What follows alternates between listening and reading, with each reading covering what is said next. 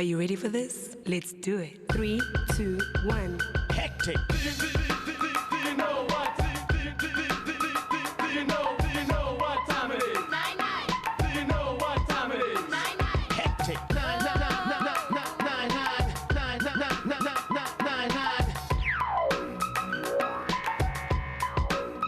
Are you ready for this?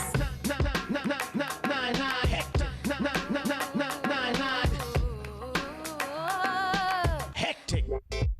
Welcome to a hectic edition of Hectic 99. If you are a fan of technology and gaming, dan bly presies waar julle is and get ready to get your geek on. Ek is Alleen vandag hier, the beautiful Mombasa Fair Fest in the building. Oh yes, guys, I am here, man. So excited to be here. It's all about gaming. I've become literally obsessed over gaming. I prefer the fighting games, though, because they're really, really easy. But I'm so keen because Grant is here to tell us a whole lot more about it. So just sit back, relax, and just enjoy it. Yes, guys, what's also happening on today's show, we chat about the pros and cons about gaming, so do stay tuned for that. Plus, Mr. Grant Hines is back in the building. That's what's happening. And he'll be taking us through some crazy, crazy cool technology pieces, so do stay tuned for that as well.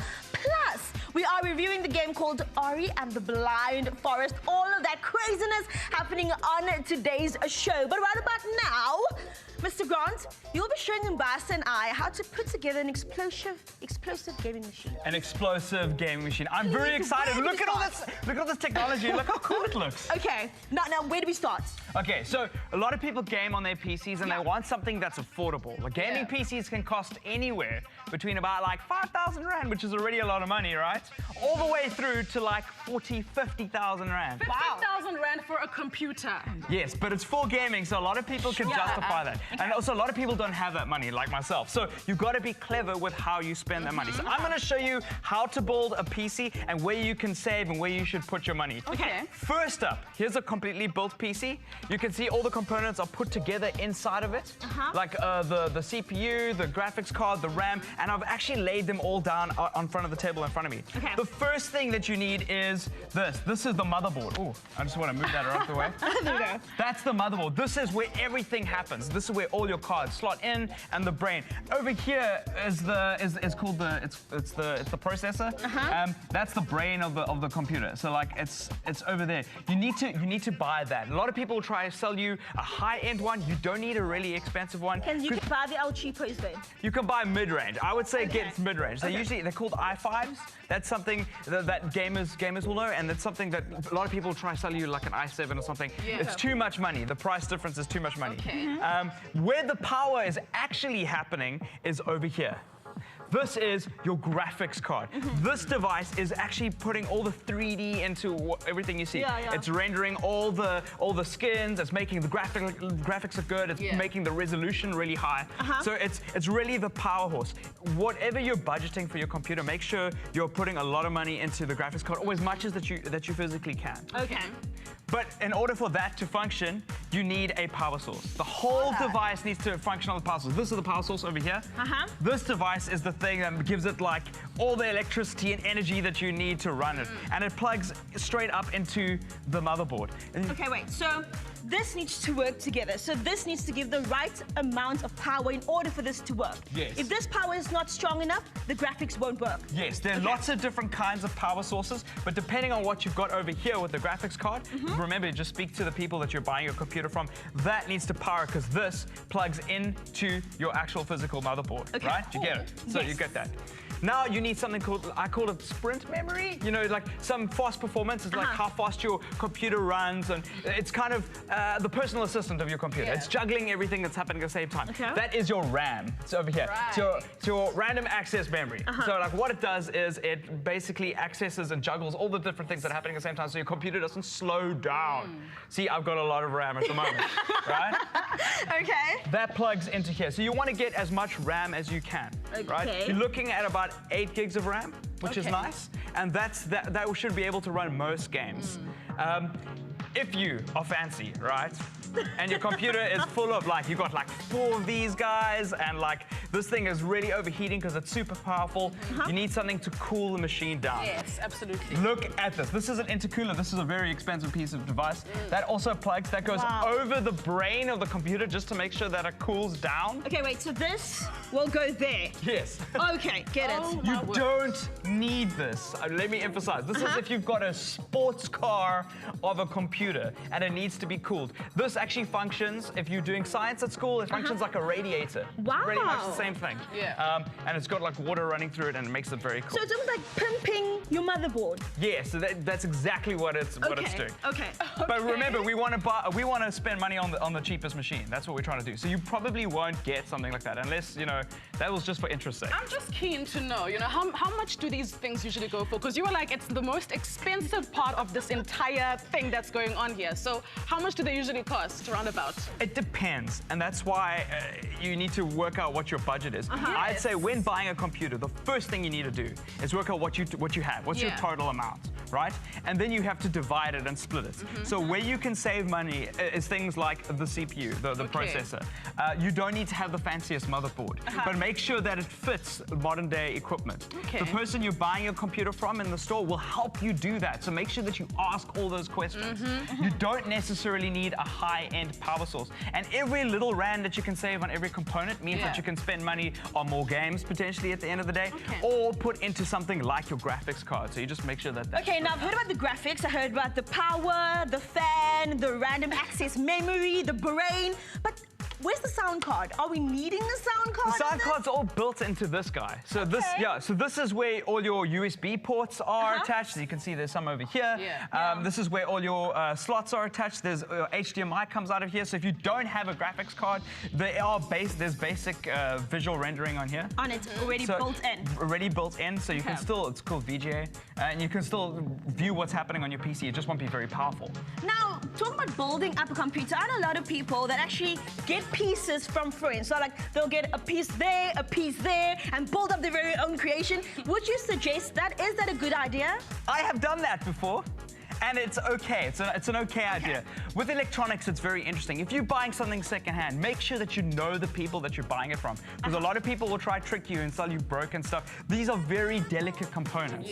These are things that you need to build this with your parents or somebody that knows what they're doing. You don't want to sit there and build this yourself if you don't know, because these things can break very easily. If somebody is giving you something or buying it secondhand and you don't know who they are, chances are it might get broken. So be careful. Just be very careful. I say you can do it. I've done it, but be careful. I think I'd be very, very possessive with my computer stuff, Shem, because, you know, people are not very responsible with people's things. But Grant, last question, does one need an internet connection to hook everything up? I think it's very important to have an internet connection because now that you've got the hardware, what are you running? You need to run like an operating system, right? So that you can open your programs. You need to download some programs. You need to download some games. You know, there's Download them legally, you can download a whole bunch of games are free though, Chanel. What about your process stuff? All the stuff you need to do it legally. Oh, wow. So it's not just about this complete finished box set over here, because this is what it will look like at the end of the day, like when your hard drive is plugged in and everything. You need to have stuff on it, and you need to be able to run it. And then of course you need your hardware, and that's it. Anti alles reg. That's alles reg. Oh yes, you need peripherals as well. You need your keyboard, your mouse, and your screen. But a lot of that stuff is not really what's happening under the hood. If you're getting secondhand stuff, that's very interesting. You'd rather get that stuff secondhand because that stuff is easier to see. It's not as delicate. And it's cheaper. Yeah, it's much cheaper at the end of the day. Steph, Grant, thank you so much. That was a lot to take in, all right? Guys, we're gonna go for a commercial break, but don't you guys go anywhere, because when we come back, we're having a talk show, right? All about the pros and cons of gaming. It's all happening right after this. 9-9 hectic. 9-9 hectic. 9-9 hectic. 9-9 hectic. Welcome back to today's show. It's all about gaming and technology. And I'm sure while growing up, you heard your mother always say, "Kom weg van die TV, of jou oog gaan blokkies raak, hou op by game speel." But we'll be talking about the pros and cons of gaming. So we are joined by Moya, we have Mr. Grant Hines, and then of course, Shadler. Welcome to Hector, guys. Thanks for having us. Hi. Okay. See, delayed reactions because you guys play games so much. That's why. Okay, guys, let's get straight into it, right? A lot of people associate gaming with violence and social inadequacy. Is that correct? I think that's a gross misconception. I think you do get violent behavior, but I still feel like those are individual instances. I mean, the gaming industry has become so big. It's the largest industry in the world. And you have all these gamers out there, but you don't have all these violent crimes happening out there related to gamers. Okay, and what would you say, Grant? I think that's a very broad statement, first off, to make. And secondly, in my experience, I've played a lot of games and a lot of my friends play games, and that's not necessarily the case. Actually, as far as I know, the research says otherwise. It says that gamers are more sensitive to violence because they've experienced some violence in games before if they are playing games that have a lot of violence in them. And that percentage is also very small. There are a lot of other games that have got nothing to do with violence. They're more puzzle solving and they're more cartoony and interesting, and that actually accounts for most games out there. So I think that kind of statement is just a misunderstanding of what gaming is, and they're an isolated incident of something that they might have seen. It's like saying all movies are violent because someone watched Pulp Fiction. Okay, now Moya, from a psychological point of view, why would you say some people agree and will say that, you know what, games are violent and it actually lifts up social inadequacy? Why would you say from a psychological view, people agree with that? Well, for one, because video games became the new scapegoat. Okay. All right, so people were like, okay, we need to blame something for the violence that's happening. And, okay, it also became a bit of a political thing. So it was like, okay, let's not blame gun control or the lack thereof. Let's blame video games because that's what the kids are into and that's what gets them going. And you know, the same thing has happened with books and movies over the past few years. Well, past decades, I should say. One thing with the video games, though, is that much as initially the research was trying to demonize it and say, okay, look, you know what, video game violence is bad for children and all the rest of it. Now there's a shift in the research to actually say, you know, what are children getting out of it and how do they actually engage with it? So it's more, trying to gain an understanding from the children themselves instead of actually pointing at them and saying, yeah, okay, you're feeling this from playing video games. You know, let's actually hear from them. Okay, well, speaking of violence and kids, a lot of people look past the restrictions of games, okay? So a lot of parents will buy games for the kids, looking past the fact that this game is a 16 or an 18, while the kids are 12, 11, 13, right? How do you go about making sure that there's more emphasis on restrictions when buying a game for kids or for younger viewers, for younger players? The FPB exists in South Africa as an organization to help attribute regulations to games. So their job is basically just to assess the content and make sure that it's suitable for a certain audience or what age it is suitable for. A lot of it coincides with other ethics professors from all around the world that have similar review score or like reviews of that score, like in the States and in Europe. And which is very interesting, and we really celebrate that kind of thing. And we need to, as parents, it can't be enforced by the government, but it needs to be enforced by the guardians and the custodians of those kids, and just saying, you can't play those games. What happens when people ignore that is usually an ignorance about video games. It's a parent who goes, I don't care about games. Games are for kids. I don't know what this is, or I don't even care. Like, if you are a parent that cares about your kids, start playing with them. Sit down and have a couple of sessions with them. It's one of the best things about games is that you can like enjoy that experience with your child in a very intimate and very cool way. And it's not something that you can do with many other mediums. But you do understand film as a parent, obviously, and you are very strict with films because you grew up with it. But just because you didn't grow up with games doesn't mean that you should apply the same sensibilities to it. Okay. I think reiterating what Grant is saying, do your necessary research. Check out the game beforehand, check out the reviews, check out what the content of the game is, because kids would want anything. It's shiny, it's new, they want to play it. But as a parent, you've got to be responsible as well to see, like, what is the content of this game? Is it appropriate for my kid? Check it out, tell them why they can't play them. Like, it's not age appropriate perhaps. And there are thousands of games out there that are appropriate for kids and are like, great.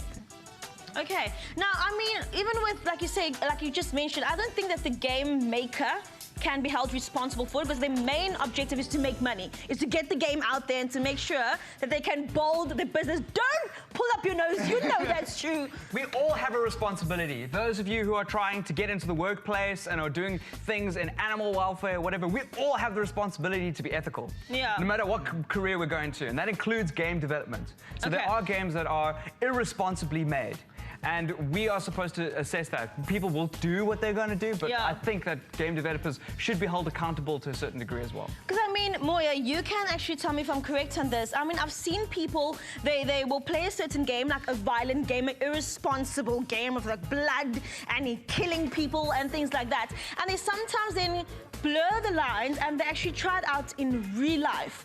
Would you then still say that gamers have a good influence on the youth? I'd say for the most part, games have a wonderful influence on the youth.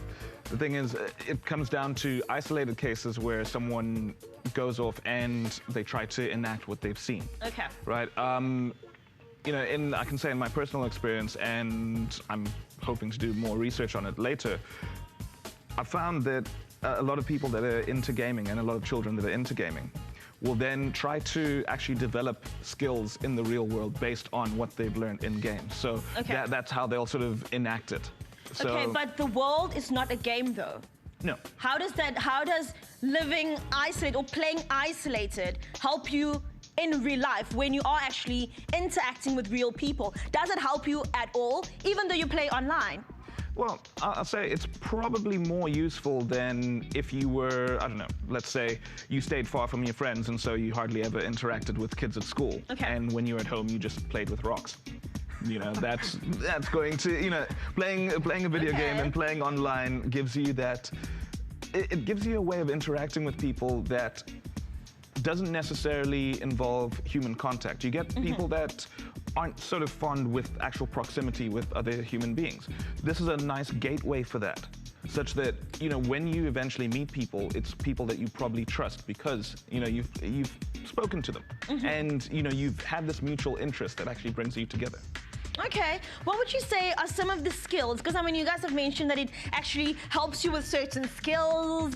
Please entertain me and tell me, what are some of the skills one can learn from playing games? I think the most basic one that everybody talks about is hand-eye coordination. Okay. You've got to learn how to react to the world and you've got to know like when to respond to certain commands. Okay. So I mean, you're jumping platforms, you need to know how those platforms move. Your fingers need to know exactly while you're watching, like they need to know exactly when to react.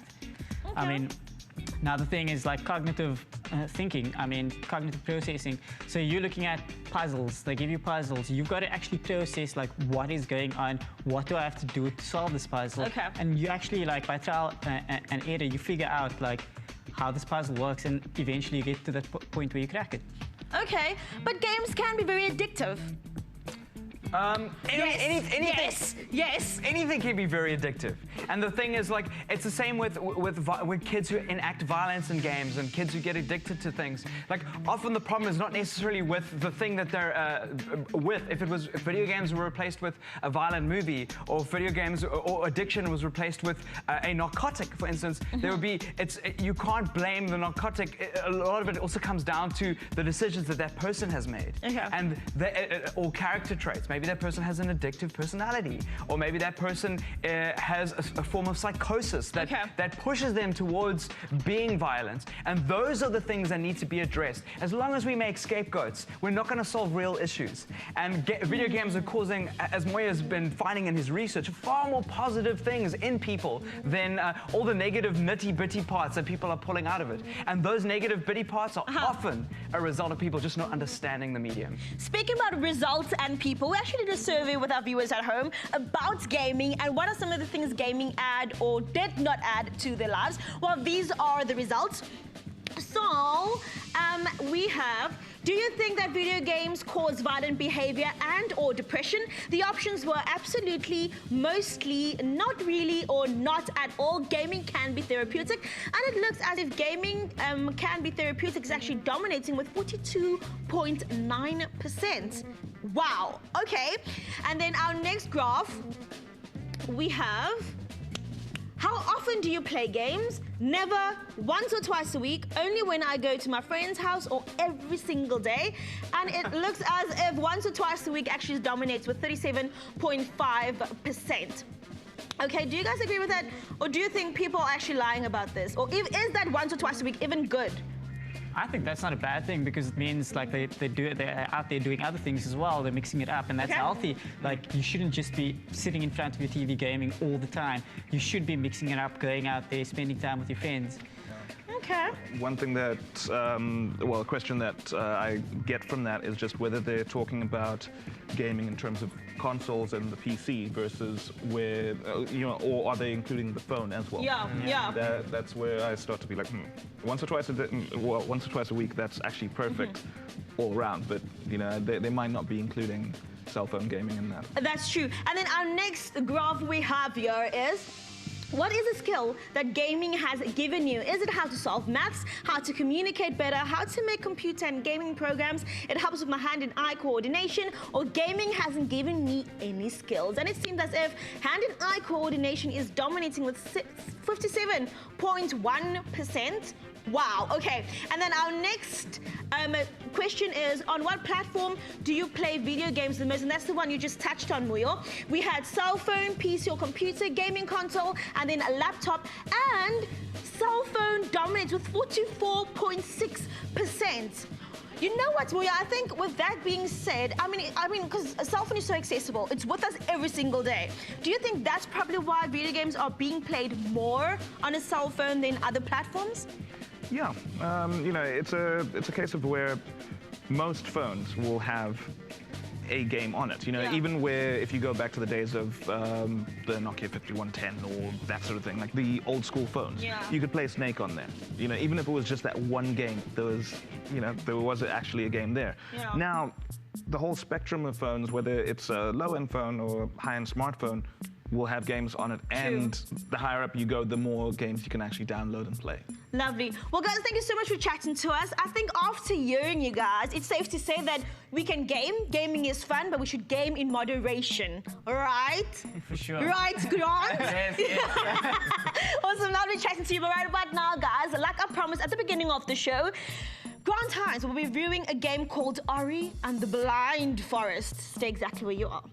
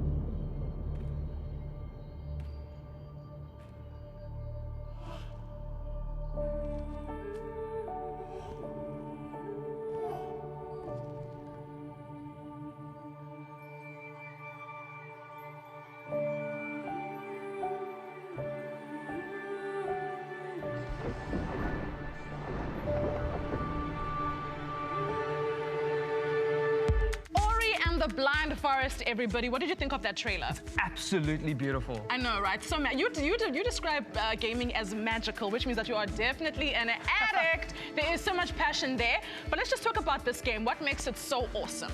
Well, firstly, I remember those old games where it's a side scroller where it's two-dimensional, right? And you walk from left to right. Yeah. It's like that, but it looks like it's been painted. It's absolutely beautiful. It looks very magical and, you know, bright, and it looks like Avatar the movie, the blue. Ooh, look at this guy. He's coming up for trouble here. Yeah, no, absolutely. It's got that aesthetic to it, and it looks like, I like games that are pretty. Let's get this guy before he gets me. So Grant, this game obviously follows in the footsteps of games like Flower, you know, and that sort of thing. Tell me, it also combines rich visuals and haunting music, yet very, very simple gameplay at the same time, right? Where are the similarities there between these games? It's got the gameplay that you had when you had games of old. So it's very easy to pick up and play. And where it follows from games like Flower is that it's very artistic. And a lot of emphasis has been placed on making a beautiful experience. It's not just about making a game, for instance. It's about making an experience that you could only get if you read like a fairy tale or fable story.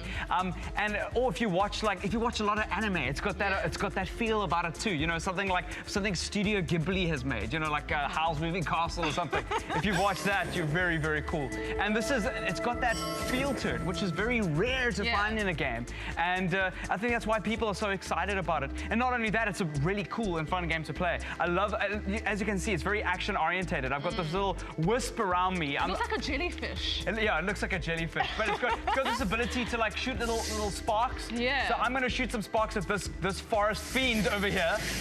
Oh no, he hurt me. So. It looks really, really awesome, Grant. But then a game like this looks like it's really long though. How long does it usually take to finish this? I think this is like an 8-hour game. I haven't finished it myself. So yeah, it's got a lot of longevity, but I also think it's a game that you're gonna want to show your friends. Yeah. Look how beautiful that is, the sun coming through the trees and stuff. Yeah, it looks like a movie that I watched. I think it was Snow White and the Huntsman. The graphics are really, really on point. This guy's up to no good. Look at him. Look at him. He's trying to hurt me. Nice.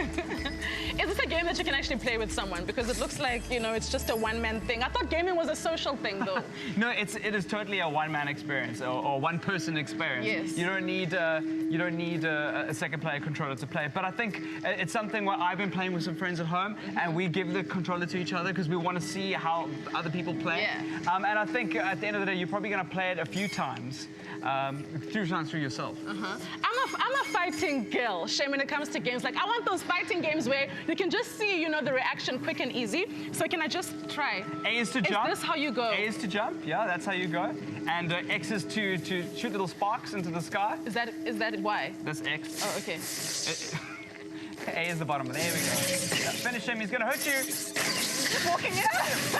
Put you into action game. Cheating. Okay, wait, and then I jump with A, right? Yes, you jump with A. Am I trying to jump here? Or I think you should go to the spirit caverns. Okay, that side. Oh, so it directs you where to go. Oh, snap. Yeah, run away. You're gonna get hurt. He's gonna jump on you. What are you gonna do? No. Okay, let's just talk about the pros and cons of this game. Like, you did really well there, by the way. I know. Very impressed with you. Pros and cons?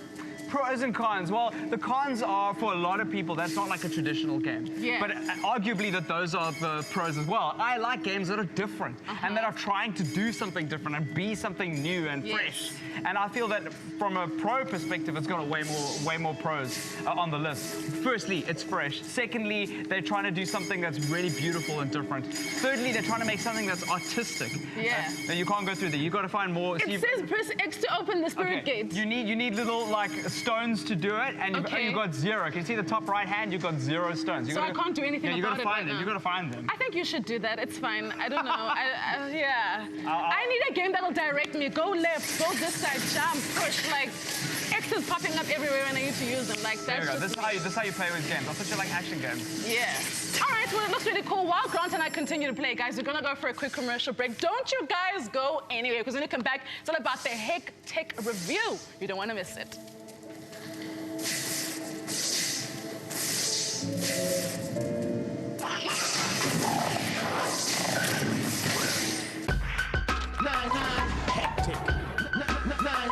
Hectic. It's actually so hard to get Grant to listen to anything I say right now. He's like just talking about gaming and commenting on the game that's happening right now. But hey, it's all good. Grant, please, focus.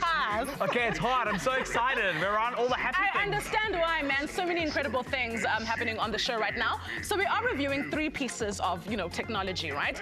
First, the gaming keyboard, then the gaming headphones, plus the Skylanders Portal. Let's begin with the gaming keyboard. What is so amazing about this? It looks cool, but I mean, I don't know if I want to play games with a keyboard. I'd rather have the console, man. What? No, yes. but there are some games that you can only play with a keyboard. Okay. And a keyboard like this is great. Now, this Corsair keyboard is very special because it's got backlit keys. Okay, I saw the blue shining. It's got a blue it shining. Really cool. How many colors do you think it can use? 3? 3 colors. Yeah. It can use 16.8 million colors. What? You can program each key to be different colors. Insane. It's using old school technology, which I quite like, and it's really nice for gaming. Yeah. So it's called mechanical keys. So they actually depress. It's got a little mechanism under every single key that allows you to be a little bit more accurate when playing video games. Yeah. And also by having 16.8 million colors and software on your computer that allows you to program it, you can then do crazy things. So you can go, some games I need these keys lit up. Okay. Or in other games, I want this key to shine at 3 minutes. So games like Dota, for instance, or Minecraft, you want to have your different tools or your different materials assigned to different keys, and you can manually program those keys to be those colors. How cool is that? It sounds pretty amazing, man. But is it practical though, Grant? It's definitely practical, Yeah. especially if you're into something like gaming, and also because the mechanism behind it is very cool. Sometimes you want a simpler keyboard, but this is for people who just want to like modify it and have a little bit of fun with it. So it's very cool. But talking about 16.8 million colors, I brought in these Razer headsets. Check this out. This is so awesome. Can you see it's glowing on the side? Yes, I see that. It can glow 16.8 million colors of different colors. So if you've got a teen that's... Are there even 16.8 million colors in the world? Like, no. That's kind of what your eye spectrum sees. So it's pretty much any color you want. Hi, son. I just can't deal. But let's just talk about the pros and cons of the gaming keyboard first. Oh, okay, yeah. Yeah. Yeah. Pros and cons. Grant. Pros for me are it's finished. I really like the way it's treated. It's like this really metal finish with protruding keys. So there's no plastic over the keys that are hiding the LED lights that are shining the color. I really like that. And also that it's got these really impressive key switches. I'm just going to take this key off. I'm going to remove it. And as you can see, it's got like a red key switch at the bottom. This is a very special button. See that mechanism is individual to every single button on the keyboard, which means you can be very accurate when it comes to playing games, typing articles, or emails, or emailing your friends and so on. So it's very cool. I really enjoy it. This is amazing. I'm actually really impressed. But then with the gaming headphones, I don't know, hey? I thought gaming was a social thing. Why would you want to private yourself and just, you know? This is exactly why you need a gaming pair of headphones. Because what is this? This is a microphone. Oh, I didn't see that. Yeah, so it protrudes out, and you use the microphone to talk to your friends. But what I like about this microphone is that it's got an LED light on it as well. So this can glow as many colors as you want as well. Oh my goodness. How cool is that? You can see that they're currently changing colors at the moment. It's going orange and pink. Can you see it? You can see it on this side of the thing. Orange, pink, and then blue, and it's just slowly going through a whole bunch of nice, cool colors because I like having a nice, cool headset on. You know, don't want like bright reds, but some people like having bright reds, and that's for them to decide as well. I think I choose the purple. The purple looks cool. Yeah, it works for me. It matches your eyeshadow. Yes, that's right. Oh wow, okay.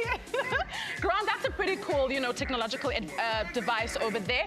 But then obviously Moya and Chadley, hi, we're actually here, guys. Hello. We are here. This is a cool game. I like it because of that. This is Skylander's Trap Team, right? What you're seeing on the game, obviously they're playing on a console that's attached to the TV, but it's intrinsically linked to what's happening down here. This portal plugs to your console, and I'm actually going to interrupt their game at the moment. As you can see, that these characters are currently in the game. Yeah.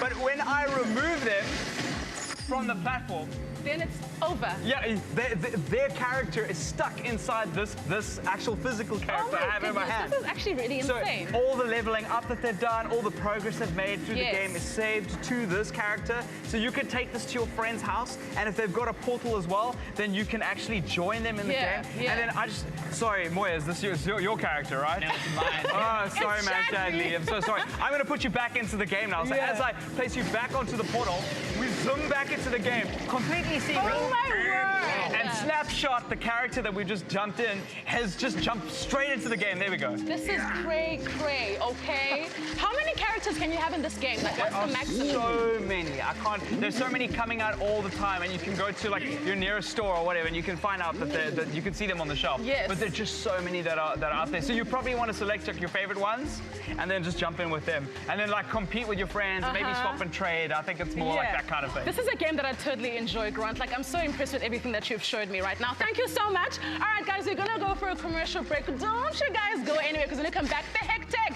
continues. You don't want to miss it. 9-9 hectic. 9-9 hectic. hectic. 99 hectic. 99 hectic. Welcome back, kiddos. It's all about gaming on the show today. Chilling with Grant plus Moyo plus Shadley. They have been playing this game. Like, it's actually very, very addictive. Pretty cool things. Grant just pulled that thing. Okay, yeah. Spite, yes. You're out of the game, son. This is what your little brothers and sisters can do to you when you're like so in the game and they can just pull characters out. It's pretty fascinating. I think this is something that I definitely do when my brothers are playing. But anyway, it's all about online etiquette right now, right? People can get pretty nasty, right? And mean and frustrated, especially when they're playing against each other online, right? People can do pretty uncool things, right? But what is considered rude when it comes to gaming? Well, pulling someone's Skylander off the portal while they're playing is considered rude. So that was bad etiquette on my part. Yeah. It's very much like the real world. Like, that's something that a lot of people don't realize. And maybe if you're young as well, when you play a game online, you don't see necessarily those people on the other side as real people. And cyberbullying is a real thing. It's a real problem. Yeah, most def. So you're online a lot, right? What is common courtesy when playing games with obviously other players out there? So real common courtesy when you're playing an online game is to firstly, when the game starts, you have to go like say, good game, guys. Like I hope you guys are gonna have a good game. Like, you know, and just like create some positive energy. Like, it's kind of like greeting your opponents, like shaking their hands before a rugby match. Okay. You know what I mean? Like, okay. You've got to do that. Yeah. And then at the end of the game, regardless of the result, if you've won or you've lost, there's no excuse to be a bad sportsman when you lose a game, right? You type in GG, which means good game. Okay. So that's shorthand for good game. And well played, or WP. So GGWP means good game, well played, you won fair and square. Fair enough. And it just creates a very positive vibe. Yeah, and that's the right thing to do. But I have to admit, now, I stay with a lot of people, right, in this big house, and most of them are guys, and we do a lot of gaming. My favorite one is the fighting games, like I said, and sometimes I'll get like really, really frustrated. I'll be like, you know, when I lose and that sort of thing. So there's a thing called rage quit, right? Yes. Yep. When people get really angry and frustrated, and then they get nasty and quit in the middle of the game. Is that a no-no? Is that okay? That's a big no-no, especially in ranked games. Yeah. And I'll tell you why. Not only does it ruin the game for the other player that you're playing against, but if you're playing a ranked game on a ranked server, which means that your score is being tallied up and their score is being tallied up, you're being very inconsiderate to what they're trying to do playing online. They're trying to get good at the game, they're trying to get higher ranks, and by leaving the game, you're spoiling their fun and their progress. A lot of games these days are enforcing that kind of rule. So if you leave a game or you rage quit, you get penalized. Okay. Yeah, so that's very interesting. There's a culture of people rage quitting, and people are trying to, game developers are trying to quell that and stop it from happening by penalizing. And I mean, if you have that moment, just pause the game and you can save more. So you can save it and just come back later when you've cooled down. Not an online game. I think if you play games and you have a tendency to get angry, you need to stop that. That is something that's really bad. It's really bad for many reasons. It's not just in the game world where it's a problem. It's that comes out in the real world. That means you need some patience. You need to exercise patience. And maybe use games as a safe space to practice being patient. It's just a game. You're just playing online. There are no big consequences to it. And now's a great opportunity to make yourself better and improve on your impatient attitude. Agreed.